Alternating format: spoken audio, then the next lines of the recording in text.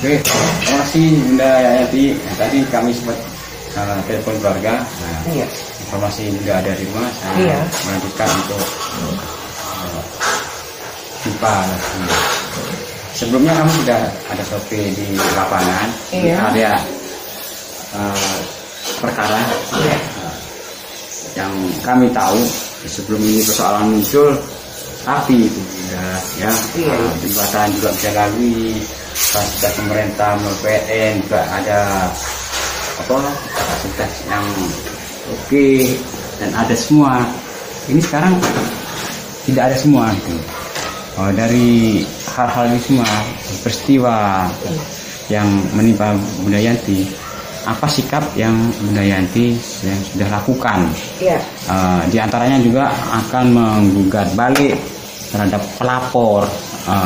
Ini bisa dikatakan satu pelaporan palsu kalau memang semua tidak terbukti. Ketiganya, ini Bunda hanya sebagai tersangka, belum ada suatu penetapan hukum bahwa Bunda menggunakan surat palsu. Itu harus ada suatu pernyataan resmi tertulis dari institusi.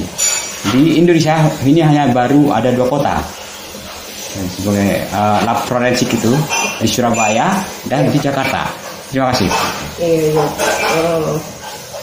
Jadi maksud kedatangannya Bapak ingin menanyakan hal itu karena Bapak udah melihat lokasi, melihat yang sudah saya renovasi, bangunan milik orang tua saya.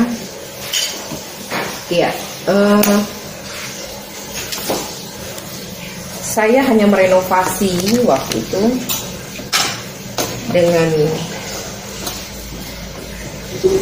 penghasilan atau uang saya loh ya Pak ya, tanpa bantuan gitu. Ya saya sayangkan jembatan PLN saya kalau mengingat sedih gitu loh. Gini, seharusnya kan tidak perlu adanya pembongkaran atau pengambilan jembatan yang saya sudah, ya katakan saya sudah biayai. Iya, saya sudah beli kayu, memulai lah Pak ya, memulai usaha waktu itu. Saya ingat ya namanya kita ibu rumah tangga ya, tidak besar lah penghasilan. Ya, tapi saya coba gitu untuk mencari rezeki yang halal untuk anak-anak. Apalagi saya udah nggak ada bapak ya. Saya harus berjuang meneruskan hidup saya dengan anak-anak saya. Saya coba mengelola. Mulai dari nol itu Pak, mulai dari nol. Sakit sebenarnya. Kalau saya mengingat semua itu sakit. Waktu, tenaga, uang yang saya sudah keluarkan. Ya mereka hanya bisa kucing-kucingan, tidak gentleman gitu. Menurut saya gini, kenapa harus dibongkar di malam hari jam 2, jam 3? Setelah keesokan harinya saya kesana itu udah nggak ada Pak jembatan yang saya beli dengan hasil jerih payah. Ya Bapak kan tahu kayu sekarang udah naik gitu. Kayu ya itu bukan selembar tapi berjuta-juta gitu.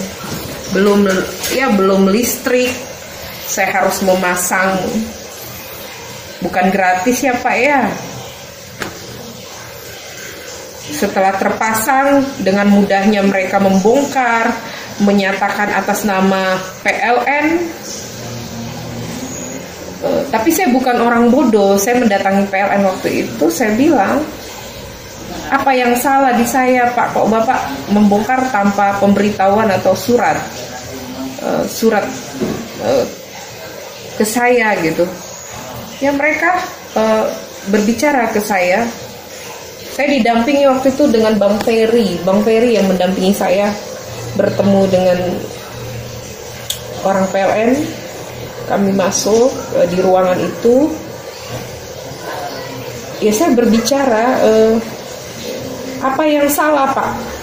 ada yang saya belum bayar atau enggak Ibu Yanti, katanya ini ada telepon dari pihak Lantamal menelpon saya, katanya mau ada eksekusi pembongkaran bangunan. Mereka mengatakan kalau Bapak tidak mencabut atau memutuskan, ada oknum saya yang tersengat atau kena listrik, PLN yang akan disalahkan.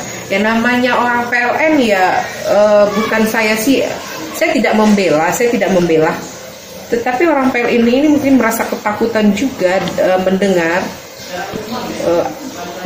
Saya menanyakan, dari siapa Pak? Dia tidak mau menyebutkan nama. Dari Lantamal, Ibu Yanti. Bapak harus jelas menyebutkan siapa yang menyuruh Bapak, karena ini harus dipertanggungjawabkan. Ini bukan berbicara. Kalaupun dieksekusi kan ada surat yang sampai ke saya dan Bapak yang punya kepentingan di situ gitu loh.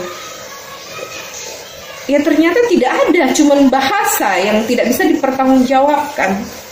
Cuman bahasa bilang bangunan itu mau dieksekusi.